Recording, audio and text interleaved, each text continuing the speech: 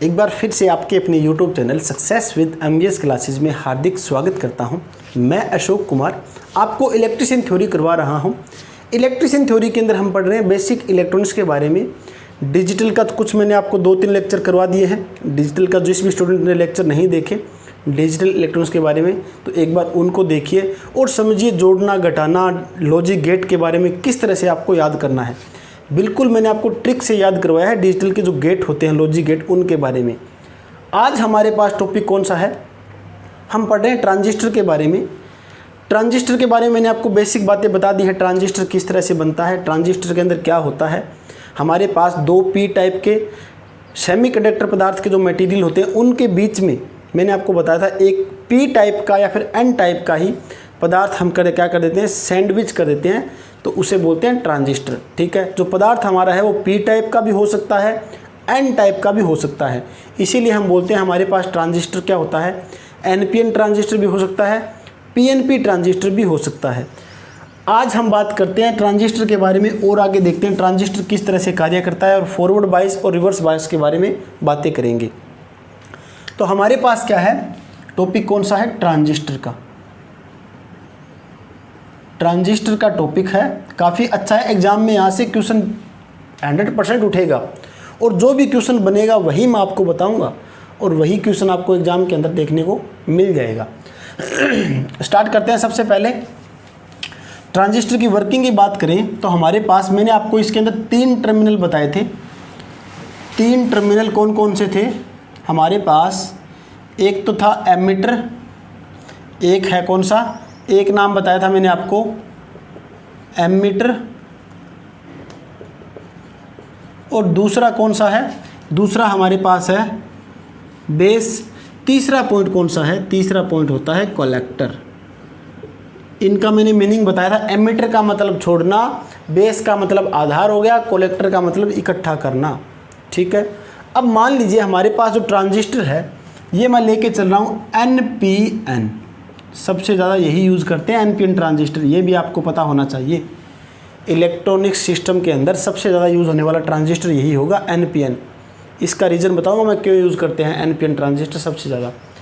तो हमारे पास क्या है, एन का मतलब क्या हुआ इसके अंदर, नेगेटिव।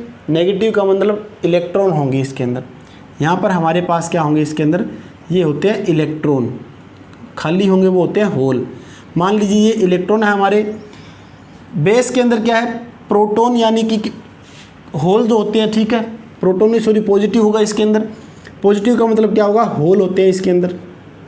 ठीक है, आगे क्या है हमारे पास, नेगेटिव फिर है, इसमें फिर हमारे पास क्या होंगे, इलेक्ट्रॉन होंगे। ठीक है, ये हमारे पास क्या है, इलेक्ट्रॉन होते हैं। इन पे होता है माइनस चार्ज, इन पे होता है प्लस चार्ज और इन पे होता है माइनस चार्ज। ये बात बेसिक बातें हैं एनपीएन के बारे में। 3 टर्मिनल हमारे, एमीटर, बेस और कलेक्टर। ठीक है, अब क्या करना है, अब हमें मान लीजिए सबसे पहले जो फर्स्ट वाला जो ये जंक्शन है इनको मुझे बनाना है किसके अंदर, फॉरवर्ड बाइस के अंदर। दूसरा मुझे करना है किसके अंदर, रिवर्स बाइस के अंदर। तो किस तरह से जोड़ेंगे, फॉरवर्ड बाइस की कंडीशन क्या बताई थी मैंने आपको, अगर हमें फॉरवर्ड बाइस करना है तो पॉजिटिव टर्मिनल को किसके साथ जोड़ना है, पॉजिटिव के साथ, नेगेटिव को नेगेटिव के साथ। ये बनेगा फॉरवर्ड बाइस के अंदर। रिवर्स बाइस की बात करें तो हमारे पास क्या होगा, नेगेटिव को जोड़ते हैं पॉजिटिव के साथ, पॉजिटिव को जोड़ते हैं नेगेटिव के साथ। ये बात होती है रिवर्स बाइस के अंदर। तो हमें बनाना है फॉरवर्ड बाइस, ये है नेगेटिव टर्मिनल, तो नेगेटिव को किसके साथ जोड़ना है, हमें नेगेटिव के साथ जोड़ देते हैं। और ये पॉजिटिव है प्लस वाला, तो पॉजिटिव को हम जोड़ देते हैं पॉजिटिव के साथ। तो हमारे पास ये एमीटर है, ये हमारे पास कौन सा है, आई यानी कि एमीटर करंट है। यहाँ पर कौन सा होगा, ये हमारे पास होता है IB यानी कि बेस करंट होता है। इन दोनों के बीच में हमारे पास जो वोल्टेज होगी वो कौन सी होगी, VEB, एमीटर बेस वोल्टेज। ठीक है, हमारे पास ये कौन सा जंक्शन बन गया, ये बन जाता है फॉरवर्ड बाइस कंडीशन के अंदर बन जाता है। दूसरा इसकी बात करें, अब हमें इसको किस में करना है, रिवर्स बाइस में। तो जो पॉजिटिव आपको दिखाई दे रहा है, पॉजिटिव को हम जोड़ देते हैं किसके साथ, नेगेटिव के साथ, पॉजिटिव को नेगेटिव के साथ। और हमारे पास जो नेगेटिव है इसको किस में, पॉजिटिव के साथ हमने जोड़ दिया। तो हमारे पास क्या है, ये प्लस ये माइनस, और यहाँ पर जो कलेक्टर करंट है, जो ये IC कलेक्टर करंट, इन दोनों के बीच में जो वोल्टेज आपको दिखाई दे रही है IC और IB के बीच में, ये वोल्टेज कौन सी होगी? ये होती है VCB।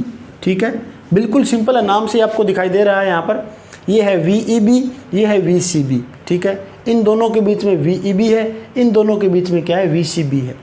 ये तो मैंने आपको बता दिया फॉरवर्ड, और ये कौन सा होगा हमारे पास? रिवर्स बाइस कंडीशन बन जाती है। तो मैंने आपको क्या बताया था, हमने डायोड के अंदर पढ़ा था, फॉरवर्ड बाइस के अंदर धारा हमेशा फ्लो होती है, रिवर्स बाइस के अंदर नहीं फ्लो होती। तो हमारा क्या है? फॉरवर्ड बाइस कंडीशन काम करेगा, रिवर्स बाइस कंडीशन काम नहीं करेगा। अगर हम ये सिचुएशन बना देते हैं ट्रांजिस्टर की, तो क्या है? इस कंडीशन में ट्रांजिस्टर हमारा क्या बनेगा? इस कंडीशन में ट्रांजिस्टर हमारा एक्टिव रीजन के अंदर काम करेगा, यानी कि इस कंडीशन में हमारा ट्रांजिस्टर क्या होगा? सक्रिय होगा। ठीक है, इस कंडीशन में ट्रांजिस्टर हमारा सक्रिय हो जाता है। तो ये तो बेसिक बातें मैंने आपको इसकी बता दी है। आगे क्या है हमारे पास? अब जो टोटल हमारे पास NPN नाम आपको दिखाई दे रहा है, तो इसकी सिंबल की बात करें, NPN के सिंबल की बात करें, तो हमारे पास क्या होगा? ये कलेक्टर है, ये बेस है, ये सॉरी एमीटर है, ये हमारे पास कौन सा है? बेस है। अब हमें बनाना कौन सा है? NPN। NPN यानी कि नोट पॉइंट इन। याद रखने का तरीका भी मैंने आपको बताया था, नोट पॉइंट इन। तो पॉइंट हमारा कहाँ पर होगा? बाहर की साइड होगा। तो ये पॉइंट क्या दर्शा रहा है आपको? पॉइंट दर्शा रहा है आपको कन्वेंशनल जो करंट होता है उसकी डायरेक्शन। ठीक है, यहाँ पर आपको एक पॉइंट याद क्या रखना है, जो हमारा पॉइंट है वो क्या दर्शा रहा है? कन्वेंशनल करंट के बारे में। तो कन्वेंशनल जो करंट है, कन्वेंशनल करंट की दिशा, कन्वेंशनल करंट की दिशा हमेशा जो इलेक्ट्रॉन होते हैं, इलेक्ट्रॉन की दिशा से विपरीत होती है। ये बात आपको याद रखनी है, ये मैंने आपको पहले ही बताया हुआ है, होती है। यानी कि इसमें क्या है? कन्वेंशनल करंट हमारा बाहर आ रहा है। ठीक है, यहाँ पर देखो एमीटर के अंदर बाहर की तरफ दिखाई दे रहा है, तो हमारा कन्वेंशनल करंट कौन सी साइड आ रहा है? बाहर की दिशा में आ रहा है। तो जो इलेक्ट्रॉन होंगे वो हमारे किस तरह से जाएंगे? इस तरह से हमारे इलेक्ट्रॉन प्रवाह होंगे।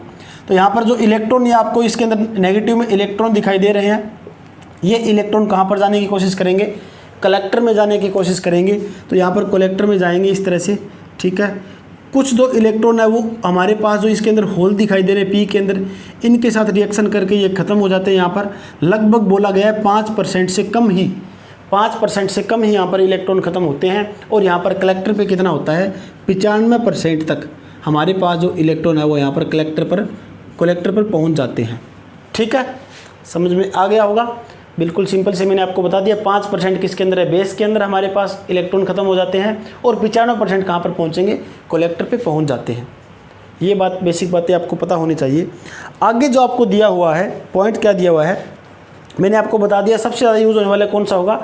NPN सबसे ज़्यादा यूज़ होता है, क्योंकि इसमें करंट कंट्रोल जो होता है NPN के अंदर, जो हमारे पास क्या होगा? NPN के अंदर करंट नियंत्रण, जो करंट कंट्रोल जो होता है हमारे पास, जो करंट कंट्रोल कंडक्शन होगा, करंट कंट्रोल कंडक्शन होता है, ये किससे होता है? ये होता है इसके अंदर इलेक्ट्रॉन से। इलेक्ट्रॉन से आपसे पूछ ले भी इलेक्ट्रॉनिक सिस्टम के अंदर सबसे ज़्यादा हम कौन सा ट्रांजिस्टर यूज़ करते हैं, तो NPN यूज़ करेंगे। तो आपसे पूछेंगे भी क्यों यूज़ करते हैं NPN? क्योंकि हमारे पास क्या है? करंट जो नियंत्रण कंडक्शन है वो किस में होगा? इलेक्ट्रॉन से होता है इसके अंदर, इसमें होल से नहीं होता। जो PNP है, PNP की बात करें तो इसमें करंट नियंत्रण कंडक्शन किस में होगा? इसके अंदर होल से होता है। ठीक है, क्योंकि इसके अंदर पॉजिटिव आपको 2 दिखाई दे रहे हैं, इसमें नेगेटिव 2 दिखाई दे रहे हैं आपको। ठीक है, नेगेटिव का मतलब इलेक्ट्रॉन, समझ में आ गया होगा? ठीक है, तो ये बातें मैंने आपको बता दी है भी किस से हम ज़्यादा यूज़ करते हैं, कौन से ट्रांजिस्टर को। आगे हमारे पास क्या है? एग्ज़ाम में पूछने वाला सबसे ज़्यादा क्वेश्चन कौन सा बनेगा, अभी मैं आपको पॉइंट करवाने वाला हूँ, उसके अंदर से आपको एग्ज़ाम में देखने को मिलेगा। और ये क्वेश्चन लगभग हर एक एग्ज़ाम के अंदर पूछा गया है। ठीक है, तो अब आपसे मैं पूछना चाहूँगा, जो ट्रांजिस्टर है इसके अंदर कितने डायोड हम यूज़ करते हैं और डायोड हम यूज़ करते हैं तो किस डायरेक्शन में हम डायोड को जोड़ेंगे, तो ये भी आपको पता होना चाहिए। Just wait.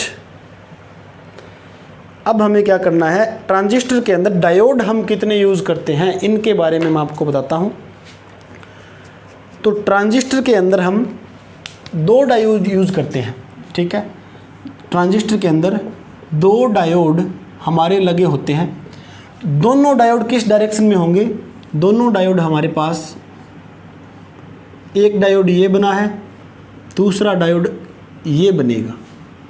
तो इसे बोलते हैं क्या, इसे बोला जाता है back to back. Back to back की तरह से क्या है, इसके अंदर डायोड हमारे जुड़े होते हैं, ठीक है। तो ये बात आपको पता होनी चाहिए। 2 डायोड इसके अंदर होते हैं, ये इसको नाम दे दिया हमने D1, इसको नाम दे दिया D2। ये किस तरह से जुड़े हैं, बैक टू बैक की तरह से जुड़े हुए हैं, ठीक है। ये भी एग्जाम में आपसे पूछ सकते हैं। आगे हमारे पास एक और पॉइंट कौन सा होगा, वो पॉइंट है, अब हमारे पास जो मैंने आपको बताया है अभी, ये हमारा क्या है, बेस है, ये एमीटर है, ये कलेक्टर है। इनके बीच का जो ये बना है हमारे पास, सबसे पहले मैंने मान लिया, ये बना दिया मैंने फॉरवर्ड बाइस के अंदर, और दूसरा ये मैंने बना दिया रिवर्स बाइस के अंदर, ठीक है। ये कौन सा है, NPN है। तो ये बना है फॉरवर्ड बाइस में, ये बना है रिवर्स बाइस में। तो ट्रांजिस्टर किस तरह काम करता है, एक्टिव रीजन के अंदर। अगर मैं यहाँ पर आपको बोलना चाहूँ भी इसको मैंने कर दिया रिवर्स बाइस, ठीक है, इसको मैंने कर दिया रिवर्स बाइस और इसको भी मैंने रिवर्स बाइस में ही रखा है, तो ट्रांजिस्टर किस तरह से काम करेगा। और अगर मैंने इसको कर देता हूँ फॉरवर्ड बाइस में, तो हमारा ट्रांजिस्टर किस तरह से काम करेगा। ये बातें हम अब चर्चा करते हैं, ठीक है। इस टाइप के क्वेश्चन आपको एग्जाम के अंदर 100% देखने को मिलते हैं। और पीछे अभी हरियाणा के अंदर एग्ज़ाम हुआ था, एग्ज़ाम कौन सा था, शायद इंस्ट्रक्टर का एग्ज़ाम था, उसके अंदर पूछा गया था, 2 एग्ज़ाम के अंदर पूछा गया था ये क्वेश्चन। तो हमारे पास सबसे पहला क्या है, एक तो मैं मानता हूँ जंक्शन 1 को, और दूसरा मैंने लिख दिया ये है जंक्शन 2। जंक्शन 1 में कौन सा है, जंक्शन 1 में हमारे पास है एमीटर और कौन सा है, बेस। एमीटर और बेस को जोड़ दिया मैंने। जंक्शन 2 के अंदर कौन सा है, कलेक्टर और बेस, ठीक है, कलेक्टर और बेस। अब ये दोनों जो है इन जंक्शन के अंदर मैंने मान लिया, इसको मैंने यूज़ कर दिया किसके अंदर, फॉरवर्ड बाइस में, और दूसरे को मैंने किस में रखा, दूसरे को मैंने रखा है रिवर्स बाइस में। तो यहाँ पर हमारा जो ट्रांजिस्टर है वो उसका ऑपरेशन किस तरह से होगा, ट्रांजिस्टर का ऑपरेशन क्या होगा, ट्रांजिस्टर का ऑपरेशन होगा, सक्रिय कंडीशन होगी ट्रांजिस्टर की, यानी कि एक्टिव रीजन, एक्टिव बोलते हैं सक्रिय को, ठीक है, एक्टिव की तरह काम करेगा। फर्स्ट पॉइंट क्लियर हो चुका होगा। दूसरी बात करते हैं हम, दूसरा क्या है, अगर मैंने फर्स्ट वाले को फॉरवर्ड ही रखता हूँ, ठीक है, और दूसरे को मैंने क्या कर दिया, दूसरे को भी मैंने फॉरवर्ड ही बना दिया। फर्स्ट वाला रीजन भी मेरा फॉरवर्ड है, दूसरा भी कौन सा है, फॉरवर्ड ही है। तो किस तरह से काम करेगा हमारे पास, ये काम करता है संतृप्ति का, संतृप्ति यानी कि सैचुरेशन रीजन, इसको बोलते हो सैचुरेशन, ठीक है। ये हमारे पास होता है सैचुरेशन पॉइंट। आगे क्या दिया हुआ है, तीसरा नंबर की बात करें। अब मैंने फर्स्ट फॉरवर्ड है, इसको मैंने कर दिया किस में, रिवर्स के अंदर, इसको मैंने बना दिया रिवर्स के अंदर। और दूसरा कौन सा है, दूसरा ये रखा मैंने फॉरवर्ड ही। तो ये हमारे पास रिवर्स है, ये फॉरवर्ड है। तो अब इस कंडीशन में ट्रांजिस्टर हमारा किस तरह से काम करेगा, इस कंडीशन में ट्रांजिस्टर हमारा काम करता है इन्वर्टेड, यानी कि उल्टा काम कर रहा है, ठीक है। ये समझ में आ गया होगा। लास्ट पॉइंट क्या है, शायद नीचे नहीं दिखाई देगा, मैं ऊपर लिख देता हूँ यहाँ पर। लास्ट पॉइंट हमारे पास क्या है, 4 नंबर पॉइंट है। दोनों जो हमारे पास रीजन है उनको मैंने रिवर्स कर दिए, दोनों रीजन को मैंने रिवर्स बना दिए। तो हमारे पास ट्रांजिस्टर किस तरह से काम करेगा, ट्रांजिस्टर हमारा हो जाता है कट ऑफ स्टेट के अंदर। इनमें से आपको एक क्वेश्चन 100% एग्जाम के अंदर देखने को मिलेगा। तो ये हमारा कौन सा होगा, कट ऑफ रीजन में बन जाता है। अब आपको थोड़ा सा यहाँ पर ये भी पता होना चाहिए कौन सा ट्रांजिस्टर किस तरह से काम करेगा, कौन सा रीजन। तो जो एक्टिव है इसको हम यूज़ करते हैं एम्प्लीफिकेशन के लिए। यहाँ पर ये भी पूछ सकते हैं आपको, एक्टिव रीजन किस में होगा, एम्प्लीफिकेशन के लिए। दूसरा जो हमारे पास कौन सा दिया हुआ है, सैचुरेशन रीजन जो है वो काम करता है क्लोज स्विच के लिए। सैचुरेशन कौन सा है, ये वाला सैचुरेशन है, ये हमारा काम करता है क्लोज, यहाँ पर लिख देता हूँ मैं ये, क्लोज स्विच की तरह, ठीक है, बंद स्विच की तरह काम करेगा। और जो इन्वर्टेड है, इन्वर्टेड नहीं सॉरी कट ऑफ है, कट ऑफ हमारा कौन सा होगा, ओपन स्विच की तरह काम करेगा, ठीक है। यहाँ पर ये ओपन हो जाता है, मतलब ये बंद है, यहाँ पर कट ऑफ है ये, ठीक है। तो ये आपको समझ में आ गया होगा ट्रांजिस्टर के बारे में। तो बेसिक सी बातें मैंने आपको और बता दी है ट्रांजिस्टर की, यहाँ से आपको एग्जाम के अंदर देखने को मिलेगा क्वेश्चन। आगे जो हमारा नेक्स्ट टॉपिक होगा वो क्या होगा, अलग अलग प्रकार के ट्रांजिस्टर के कनेक्शंस करते हैं हम। ट्रांजिस्टर के कनेक्शन किस तरह से, common base, common collector, common ammeter, किस तरह से इनका कनेक्शन करेंगे। यहाँ से भी एग्जाम के अंदर आपको अल्फा, बीटा और गामा की वैल्यूज याद रखनी है, किस तरह से कौन सा ट्रांजिस्टर कहाँ पर यूज़ होगा, ये हम कल चर्चा करेंगे। आज के लिए इतना ही। अगर लेक्चर अच्छा लगे, वीडियो में कुछ ना कुछ आपको समझ में आया है तो लाइक ज़रूर करें और अपना सुझाव ज़रूर दें, अपने तमाम दोस्तों के साथ शेयर करें। ज़्यादा से ज़्यादा अपने दोस्तों के साथ शेयर करना है। जो भी फ्रेंड हमारे साथ नया जुड़ा है चैनल को सब्सक्राइब ज़रूर कर ले, ताकि जो भी लेटेस्ट वीडियो हो उनको तक पहुंच जाए, ठीक है। तो आज के लिए इतना ही, धन्यवाद।